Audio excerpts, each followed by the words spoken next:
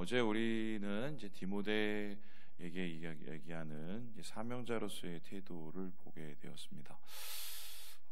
다시 한번 처음으로 돌아가 보면은 디모데는 지금 에베소 교회에서 사역을 하고 있습니다. 에베소 교회에 이제 일종의 바울이 파송을 보낸 건데, 사실 그와 함께 있기를 원했지만 그럼에도 불구하고 에베소 교회로 파송을 한 이유가 무엇입니까? 그 교회가 가지고 있는 중요한 위치 때문입니다. 에베소라는 지역은 그 당시에 이 로마에서 3대 도시 중에 속했고, 뿐만 아니라 그곳에서 바울이 개척을 한 이후 그 에베소 교회는 소아시아 전체 교회의 가장 큰 교회, 그리고 허브 역할을 하는 중심이 되는 교회가 됩니다.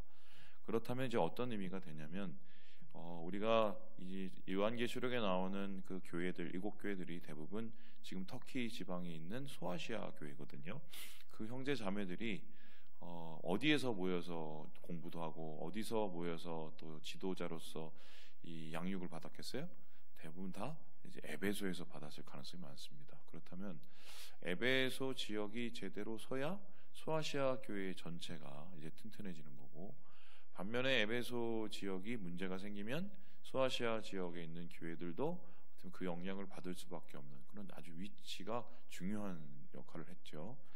그렇기 때문에 에베소 교회의 건강성을 지키기 위해서 디모데는 보내졌는데, 디모데가 그곳에 가서 제일 먼저 싸워야 되고 제일 먼저 다듬어야 되는 문제는 에베소 교회를 병폐로 만든 폐해를 일으킨 다른 교사들, 거짓 교사들 때문이었다. 이것을 우리가 계속해서 읽었습니다. 근데 그 거짓 교사들은 어떤 일을 했으며 어떻게 에베소 교회들을 엉망으로 만들었을까 보면은 잘못된 가르침으로 이 사람들의 구미에 맞는 이야기를 하고 그들을 현혹시켜서 복음과 멀어지게 만드는 역할을 했습니다. 다른 복음을 전했죠. 두 번째는 뭐냐면 그렇게 다른 복음을 전한 자기 사람들을 모아서 일종의 세력을 만들고 교회를 두 패로 나누게 만들고 분열케 만들죠. 그래서 그들의 이제 궁극적인 목적은 교회의 주도권을 잡아서 바울의 영향력을 없애고 자기 교회로 만들고, 그리고 그 자기 교회로 만든 후에 그 교회 사람들을 자기의 일종의 배를 채우게 만드는 이 돈으로 본 겁니다. 그러니까 이러한 이 거짓된 교사들의 악한 생각이 지금 에베소 교회를 엉망진창으로 만들고 있었기 때문에 바울은 디모데, 자신이 가장 사랑하는 디모데를 거기에 보내서 그곳에 있는 제대로 된 교회를 세우기 위해서, 그곳에 있는 사람들을 제대로 가르치기 위해서 지금 이 사역을 감당하게 했다, 이렇게 볼 수가 있습니다. 그래서 이제 오늘 말씀에는 어떤 얘기가 나오냐면, 그렇다면 이제 디모데는 그 에베소의 교회에 가서 다른 교사들로부터 그 교회를 구하기 위해서는 어떻게 해야 됩니까? 차별이 있어야죠. 그 교사들이 보여주는 것과 다른 모습을 보여주면 된단 말입니다. 그래야 이게 진짜인지 드러나게 되는 거죠. 자, 그러면 이것을 오늘날로 적용해 본다면 이렇습니다. 요즘에 교회 욕을 하시는 분들이 되게 많습니다. 이제는 뭐 하도 많이 들어왔고요. 뭐 개독이니 뭐니 이제 아주 질려요. 그리고 제가 아는 저 친구들이 있는데 중학교 때부터 이제 사귀는 친구가 있어요. 근데 이 친구들은 만나면 그 가끔가다 뭐 1년에 한 번씩 만나지 않습니까? 그러면 1년 동안 있었던 자기가 들었던 교회에 대한 이야기를 저한테 다 퍼붓습니다. 그래서 맨 처음에 이렇게 시작해요. 니네 왜 그러니? 이러면서 이렇게 시작해요. 그래서 그러면 너 어떤 목사가 뭐 했다더라, 뭐 어떤 교회가 뭐 했다더라, 이런 얘기를 다 퍼붓습니다. 그러면 제가 그걸 설명을 하다가 나중에 결국 어떻게 하냐면 미안하다, 내가 미안하다, 이렇게 대신 사과를 많이 해요. 예, 그러면서 제가 거의 한 그 친구들을 30년이 넘게 전도했는데 하나님이 대단하신 게 우리 한 친구가 얼마 전에 교회를 다니기 시작을 했어요. 정말 할렐루야죠. 그리고 아마 저희 교회도 이제 한번 올 겁니다. 우리 교회도 올 건데 한 친구는 지금 마음이 왔다 갔다 하고 있습니다. 이제 계속 기도하고 있고요. 예, 30년 넘게 기도하고 있어요. 그래서 이런 상황이에요. 우리가 그러니까 교회들이 참 많은데 교회들이 욕을 먹고 있죠. 그리고 목사님들도 참 많은데 목사님들 많이 욕 먹고 있고, 장로님들 많은데 장로님들도 많이 욕 먹고 있고, 권사들은 또 똑같고. 자, 그러면 이 상황에서 우리가 어떻게 해야 되느냐? 물론 이제 돌아다니면서 우리가 죄송합니다, 죄송합니다 사과를 하고 다녀야 되겠지만, 그거보다 더 확실한 건 뭐냐면 진짜가 뭔지 보여주면 된다는 말이죠. 오늘 디모데가 이 거짓 교사들과 싸우고 그들 속에서 제대로 된 진리를 드러내야, 뭔가 다른 차별을 보여줘야 이게 진짜인 줄 알고 사람들이 그들로부터 떠날 거 아닙니까? 그러니까 오늘날도 이러한 디모데에게 얘기했던 진짜로서의 태도, 진짜로서의 우리의 행동 지침, 이것이 굉장히 중요하겠다. 그래서 여기에 대해서 바울은 디모데에게 진짜로서 진짜의 가치를 드러낼 세 가지의 태도를 이야기하고 있는데요.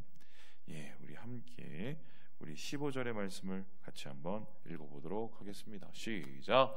너는 진리의 말씀을 옳게 분별하며 부끄러울 것이 없는 일꾼으로 인정된 자로 자신을 하나님 앞에 드리기를 힘쓰라. 첫 번째는 뭐냐면 분별이 필요하다. 분별이라는 것은 뭐냐면 옳고 그름을 가르는 것이고, 옳고 그름을 갈라서 바른 것을 사람들에게 전할 수 있는 마음을 뜻합니다. 그런데 이거 뭐 당연한 거 아니겠냐 싶은데 상당히 사실 이게 어렵습니다. 왜냐하면은 시대적으로 계속 상황은 변하는데 시대적 상황 속에서 우리가 그냥 원래의 복음만 고수를 하고 있으면 이거는 좀 철진한 얘기처럼 들릴 수가 있기 때문이죠. 그러니까 항상 얘기하는 게 뭐냐면 그런 거예요. 본질은 변하지 않되 그 본질을 덮고 있고 본질을 입힌 그 옷은 얼마든지 우리가 바꿔 입을 수 있거든요. 그런데 사실은 그러한 것이 무엇인지를 분별해내고 무엇을 지켜야 되고 무엇을 바꿀 수 있는지를 고민해내면 그게 되게 좋은 이 교회인 거죠. 예를 들어서 한번 설명해 볼까요? 예, 여기 뭐 드럼이 있습니다. 제가 서울에 있는 묵동의 해성교회에서 드러머였습니다. 드럼 치던 사람인데 요즘엔 힘이 딸려서 드럼을 잘 못 칩니다. 근데 드럼이 처음 교회에 들어왔었을 때 제가 드럼을 치다가 장로님한테 2번을 쫓겨났습니다. 그래서 예배당에서 드럼을 2번이나 이제 걷어가셨어요. 근데 요즘에 교회에서 드럼 치는 거 가지고 뭐라고 하시는 분 있습니까? 없습니까? 없죠. 근데 그 당시는 거룩한 예배에 무슨 드럼을 치냐. 근데 성경에 뭐 소고 치고 다 나오거든요. 다 두들기고 다 했어요. 근데 그때는 그렇게 하면은 이건 정통이 아니라고 생각을 했습니다. 지나고 보니까 쓸데없는 자존심이었던 거죠. 뭐 예를 들어서 이런 거는 바꿔도 되는 것들이에요. 그런데 예를 들어서 지금 뭐 첨예하게 대립되고 있는 차별금지법에 관한 얘기를 해봅시다. 뭐 LGBT라고 하죠. 레즈비언, 게이, 트랜스젠더, 바이 뭐 이런 사람들, 이분들도 뭐 영혼들이죠. 불쌍한 영혼들인데 중요한 것은 이 사람들을 교회에서 얼마만큼 어떤 대우를 해야 될 것인가, 어떻게 우리가 그들에 대한 태도를 가질 것인가, 이거는 되게 깊이 고민해 볼 필요가 있단 말입니다. 예를 들어서 게이 목사님 됩니까 안 됩니까? 돼요 안 돼요?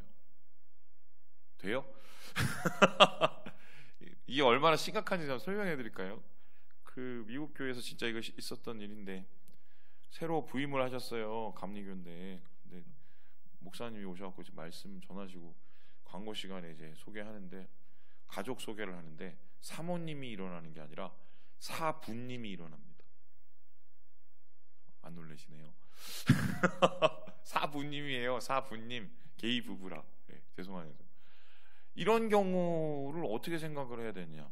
물론 그들도 존중을 받아야 되지만 교회에 있어서 이 부분에 대한 것은 분명히 우리는 경계해야 된다고 나오죠. 어떤 것을 경계합니까? 죄인이죠. 왜냐하면은 뭐 거짓말해도 죄 맞죠. 간음해도 죄 맞죠. 그렇다고 해서 이 동성연애를 쉽게 볼 수는 없어요. 죄거든요. 그리고 이 바울은 분명히 로마서에서 여기에 대한 확실한 선을 그었단 말입니다. 그러니까 거기에 대해서 어떻게 보면 우리는 이건 아니라는 확실한, 왜냐하면 복음이 잘못하면 훼손이 되니까요. 그런데 이제 오늘날 이게 이제 첨예하게 대립되고 있고, 제가 볼 때는 한 10년 지나면 우리 나라 교회도 아마 많이 변할 거예요. 저는 그렇게 보고 있어요. 어쩔 수가 없어요. 이게 워낙 이 뭐 덩치들이 커서요, 그쪽 사람들이. 그래도 지켜야 될 건 지켜야 되는 뭐 이런 것에 대한 분별이 필요하다. 특별히 이 에베소 교회는 이 거짓 가르침으로 사람들이 되게 난리가 났었는데 어떤 의미면 이것입니다. 우리 함께 18절의 말씀을 같이 한번 읽어보도록 하겠습니다. 시작. 진리에 관하여는 그들이 그릇되었도다. 부활이 이미 지나갔다 하므로 어떤 사람들의 믿음을 무너뜨리느니라. 이 부활에 대한 생각이 굉장히 첨예하게 대립됐던 것 같습니다. 이게 무슨 소리냐? 자, 그럼 제가 질문해 보겠습니다. 여러분, 예수님이 부활하셨습니까? 안 하셨습니까? 하셨어요? 안 하셨어요? 확실하셔요? 보신 적 있어요? 그럼 어떻게 부활하셨습니까? 우리는 너무 당연하게 부활을 받아들이잖아요. 그런데 충격적인 얘기를 해드리죠. 그 전 세계 신학 교수들 중에 신학하시는 분들 중에 예수님의 부활을 실제적인 부활로 믿는 사람은 절반도 안 됩니다. 그러면은 나머지 사람들은 부활을 어떻게 믿느냐? 내 마음속에. 어떻게 이런 거예요? 그 제자들 공동체가 이렇게 쫙 있으면 그 공동체에서 막 기도를 하고 막 이러다가 순간적으로 이 사람들이 그 공통된 마음을 품어서 주님의 마음을 다 느낀 거예요. 예수님의 마음. 그러면서 우리 주님이 우리 마음에 부활하셨다. 이게 부활입니다. 이 당시에도 이런 가르침이 있었었는데 왜 그러냐면 이 영지주의자들 때문이에요. 영지주의자들은 육을 죄악으로 여기거든요. 그러면 예수님이 영이시고 영으로 올라가셨으면 그거 이미 그 고귀한 건데 뭐하러 다시 육으로 부활하냐는 거예요. 그러니까 이게 자기들이 생각하고 있는 헬라 철학하고 안 맞아 떨어지니까 이 복음을 이제 궤변으로 만들어 놓은 거죠. 예수님은 우리 마음에 살아계셔. 우리 공동체에 살아계셔. 이런 상징적인 의미로 바꿔버렸어요. 그런데 분명히 성경을 보면 부활은 영육의 부활입니다. 우리가 부활하면 새로운 몸이 됩니다. 예수님이 왜냐하면 제자들과 함께 갈릴리를 거둘 뿐만 아니라 제자들을 불러서 마지막에 153 고기 해갖고 어떻게 고기를 어떻게 해요? 드셨어요. 진짜 먹었습니다. 예수님이 드셨단 말이에요. 그러면 육신이 새롭게 부활한 거란 말이죠. 이걸 가지고 논쟁이 이루어지고 이 거짓 교사들이 그런 거 없다, 다른 식이다 이런 식으로 얘기하면서 이제 교회 안에서 소동이 일어난 거죠. 그러니까 이런 부분에 대해서 디모데가 자기가 들었던 가르침 그리고 자기가 배웠던 그 모든 교훈을 제대로 가르쳐서 분별된 거짓이 없는 그러한 원래의 복음을 제대로 가르쳐라 이렇게 우리에게 이야기를 하고 있습니다. 그래서 사실 우리도 그런 게 있는데 자유주의 신학도 문제고 무슨 페미 신학도 문제고 그리고 요즘에 나오는 동성연애에 관한 그런 신학도 문제지만 사실 저는 한국 교회의 가장 큰 문제는 이 만몬주의라고 생각을 해요. 돈에 대한 신학이 한참 잘못됐습니다. 한국 교회는 그런 거에서 제대로 지켜내고 제대로 우리가 무엇이 진짜인지를 믿는 게 이게 첫 번째 태도 분별이라고 얘기하죠. 두 번째를 이제 뭐라고 얘기하고 있냐면요. 우리 함께 우리 21절의 말씀을 같이 한번 읽어보도록 하겠습니다. 시작. 그러므로 누구든지 이런 것에서 자기를 깨끗하게 하면 귀히 쓰는 그릇이 되어 거룩하고 주인의 쓰심에 합당하며 모든 선한 일에 준비함이 되리라. 청결함을 이야기하고 있습니다. 분별과 청결을 이야기하고 있죠. 이 청결이라는 것은 무엇이냐면은 우리의 마음을 깨끗하게 하는 겁니다. 자, 그러면 질문을 제가 다시 해보겠습니다. 우리의 마음을 제일 더럽히는 게 뭡니까?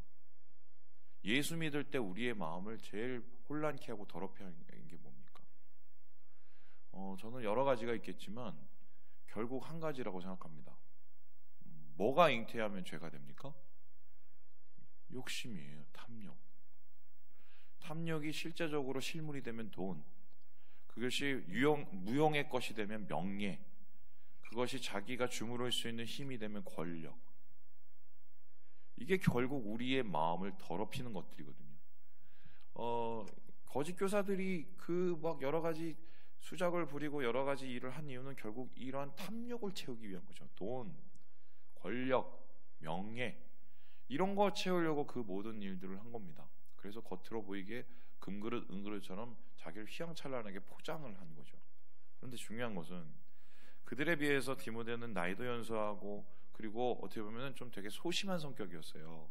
여러 가지 상황을 보면 뿐만 아니라 디모데는 사실은 여러 가지 정황을 보면 말빨도 안 됐을 겁니다. 그 사람들에 의해서. 그 사람들은 뭐 워낙 이 헬라 철학에 무장되어 있는 사람들이기 때문에 어떻게 보면은 이게 게임이 안 되는 게임인데, 그럼 이 게임이 안 되는 게임에서 이길 수 있는 방법은 뭐냐?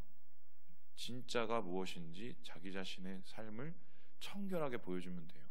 저는 그래서 그렇게 생각합니다. 하나님은 어떤 사람을 쓰시냐? 물론 아닌 것처럼 세상에 보일 때도 있지만 저는 그래도 믿어요. 하나님은 깨끗한 사람을 쓰신다. 예. 마음이 청결한 자가 하나님을 볼 수 있기 때문입니다. 그리고 그 사람을 통해서 하나님이 우리에게 비춰지기 때문입니다. 그래서 오늘 디모데에게 말을 하기는 그 사람들의 겉모습과 그 사람들의 외형에 짓눌릴 필요도 없고 말빨에 짓눌릴 필요 없고 네 자신에 있는 마음을 깨끗한 마음으로, 왜냐하면 주님의 통로니까요. 그래서 하나님이 너를 온전히 쓰실 수 있는 통로가 될 수 있도록 마음을 깨끗이 할 것을 이야기합니다. 그럼 마음을 깨끗이 하기 위해서는 뭘 해야 됩니까? 맨날 씻어야 됩니다. 맨날 씻어야 돼요. 어제 씻었다고 해서 오늘 얼굴이 깨끗해지는 건 아닙니다. 제가 오늘 아침에 머리도 하고 뭐 어떻게 보시면 깨져지 할지 모르지만 면도도 하고 씻고 나왔어요. 그러니까 이 정도예요. 내가 일주일 전에 내가 막 사우나를 했는데 그러면 제가 지금도 사우나입니까? 아니죠. 매일 씻어야 돼요. 마음은 나도 모르게 더럽혀지니까요. 그래서 하나님 안에서 말씀을 통해서 나를 비춰보고 그걸 통해서 내 마음을 깨끗하게 하나님 앞에 다시 내려놓고 버릴 거 버리고, 이게 청결케 하는 작업인데 디모데에게 그것을 지금 요구하고 있다. 그래서 분별과 동시에 청결함을 이야기하고 있습니다. 그렇다면 마지막으로 디모데에게 말하는 진짜 사명자로서의 태도는 무엇일까요? 우리 함께 24절의 말씀을 읽고 마무리해 보도록 합니다. 24절입니다. 시작. 주의 종은 마땅히 다투지 아니하고 모든 사람에 대하여 온유하며 가르치기를 잘하며 참으며.